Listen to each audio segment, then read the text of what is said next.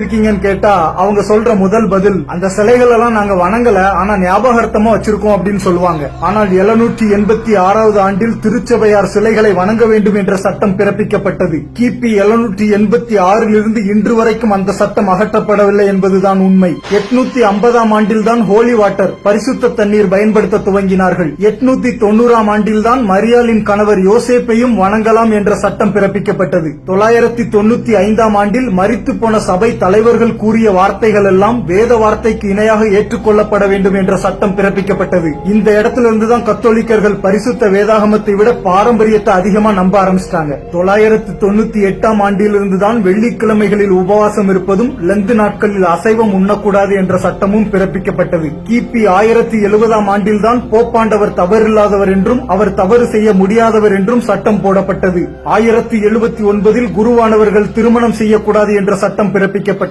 1090இல் தான் ஜெபமாலை அறிமுகம் செய்யப்பட்டது. 1184வது வருஷத்துல கத்தோலிக்கர்களுக்கு விரோதமா யாராவது ஏதாவது பேசினா அவர்கள் கொலை செய்யப்பட்டார்கள். 1190வது ஆண்டிலிருந்து தான் பாவ மன்னிப்பு சீட்டு, அதாவது பணத்துக்கு பாவ மன்னிப்பு கொடுக்கிற பழக்கம் அறிமுகம் செய்யப்பட்டது. அந்த பாவ மன்னிப்பு சீட்டுல வர்ற வருமானத்தை வச்சுதான் திருச்சபைகள் சுகபோகமாக வாழ ஆரம்பித்தது. 1209வது வருஷத்துல வேதாகமத்தை முறையா வாசிச்ச நிறைய பேரு திருச்சபை தலைவர்களிடம் பல தவறுகளை தட்டி கேட்க ஆரம்பிச்சாங்க. திருச்சபை குருமார்களால பதில் சொல்ல முடியாததுனால இந்த பிரச்சனை போப்பாண்டவர் வரைக்கும் போனுச்சு. இப்படி எல்லாரும் கேள்வி கேட்கறத தடுக்கிறதுக்கு 1229வது ஆண்டுல ஒரு சட்டத்தை போட்டாங்க. அது என்னன்னா, பரிசுத்த வேதாகமும் ரொம்ப புனிதமானது, அதை எல்லாரும் வாசிக்க கூடாது, குருமார்கள் மட்டும் வாசிக்கணும் அப்படின்ற ஒரு சட்டத்தை போட்டாங்க. ஏன்னா திருச்சபையார் பைபிள் படிக்கிறதுனாலதான் நிறைய கேள்வி கேட்கறாங்க. அவங்க பைபிள் படிக்க விடாம பண்ணியாச்சுன்னா அந்த கேள்விகள் வராதுன்றதுனாலதான் இந்த சட்டம் இயற்றப்பட்டுச்சு. 1414ஆம் ஆண்டுல தென் ஐரோப்பிய நாடுகள்ல யாருமே கட்டுப்படுத்த முடியாத அளவுக்கு பெரிய காட்டுத்தீ பரவுனுச்சு. இந்த கட்டுப்படுத்த முடியாத காட்டுத்தீயினால பல நாடுகள்ல பல்லாயிரக்கணக்கான திராட்சை தோட்டங்கள் எரிந்து சாம்பலாயிடுச்சு. அதனால அந்த காலகட்டத்தில் திராட்சை ரசத்துக்கு தட்டுப்பாடு வந்துடுச்சு. அப்போ ஒரு உபதேசம் கொண்டு வரப்பட்டுச்சு, திராட்சை ரசம் திருச்சபையாருக்கு கொடுக்கப்பட மாட்டாது, எல்லாருடைய சார்பிலையும் குருமார்கள் மட்டும் திராட்சை ரசம் அருந்தலாம் அப்படின்னு சொல்லப்பட்டுச்சு. இப்படிப்பட்ட காலகட்டத்துல தான் 1512வது ஆண்டுல சபை சரித்திரத்துல ஒரு திருப்புமுனை ஏற்பட்டது. ஆம், இப்பதான் மார்ட்டின் லூத்தர் எழும்புகிறார். இவர் ஜெர்மனியின் விட்டன்பர்க் நகரில் குருவாக இருந்தவர். நல்ல கல்விமான். சின்ன வயசுல இருந்தே ஒரு வக்கீல் ஆகணும்ன்ற கனவோட வாழ்ந்து அதை அடையவும் செஞ்சார். ஜெர்மன் மொழியோடு லத்தீன் மொழியும் கிரேக்க மொழியும் கற்றறிந்தவர். மிகுந்த தேவபக்தி நிறைந்த தேவ மனிதன் இவர். ஒரு முறை வத்திக்கானுக்கு பாத யாத்திரையாக செல்ல முடிவெடுத்தார். இவர் பாத யாத்திரை செல்லும் போது அவர் கவனித்த ஒன்று, துறவர மடங்கள்லாம் இவர் நினைச்ச மாதிரி இல்ல, எல்லாமே தலைகீழா இருந்துச்சு. குருமார்களோட செல்வ செழிப்பான வாழ்க்கை, அது மட்டும் இல்லாம எல்லா பாவங்களோடையும் சொகுசான வாழ்க்கை அவங்க வாழ்றத பார்த்து மார்ட்டின் லூத்தர் மனம் நொந்தார். அதை தொடர்ந்து வத்திக்கானுக்கு வந்தடைந்தார். அங்கும் அவருக்கு அதிர்ச்சி காத்திருந்தது. அங்கு வாழ்ந்த குருமார்களும் போப்பாண்டவர்களும் வாழ்ந்த சொகுசு வாழ்க்கையை பார்த்து உள்ளம் உடைந்தார். அனைத்தையும் துறந்து வாழ்வதுதானே துறவு வாழ்க்கை,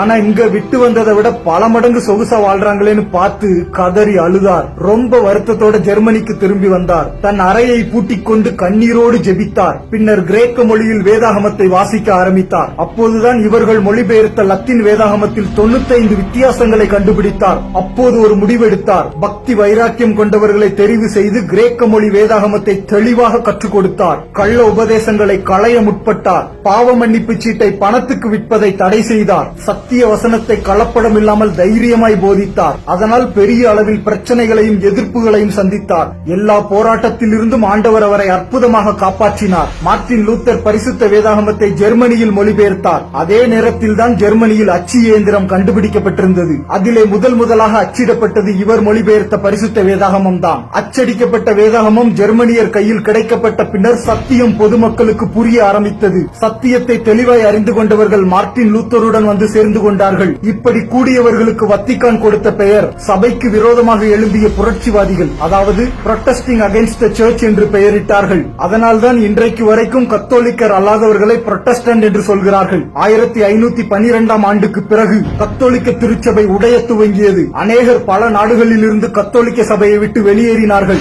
ஆமாங்க, கொஞ்சம் நல்லா கவனிச்சு பாத்தீங்கன்னா கத்தோலிக்க சபையை விட்டு வெளியில வந்தவங்கலாம் போட்டியினாலையும் பொறாமையினாலையும் பிரிஞ்சு வரல. பரிசுத்த வேதாகமத்துல சொல்லப்படாத உபதேசங்களும் பழக்கங்களும் பாரம்பரியம் ஆயிடுச்சேன்ற வேதனையில தான் எல்லாரும் வெளியில வந்தாங்க. கொஞ்சம் சிந்திச்சு பாருங்க, ஆதி திருச்சபை உருவாகிறதுக்கு எத்தனை பரிசுத்தவான்கள் தன்னையே உருக்கி ரத்த சாட்சிகளாக மரித்து சபையை கட்டி எழுப்பினார்கள். இனிமேலும் அவன் ஆர்சி, நான் சிஎஸ்ஐ, அவன் பெந்தேகோஸ்தேன்றதெல்லாம் தாண்டி இயேசு கிறிஸ்துவோட போதனைகளை நம்ம பின்பற்றுவோமான்றதுதான் முக்கியம். நம்மளோட பாவங்களுக்காக உயிரையே கொடுத்தது இயேசு கிறிஸ்து மட்டும்தானே. அவருடைய உபதேசங்களை கைக்கொள்ளுவோம், மனம் திரும்பி ஞானஸ்நானம் பெறுவோம், இயேசு கிறிஸ்துவின் உண்மையான சீடனாய் மாறுவோம். God plus.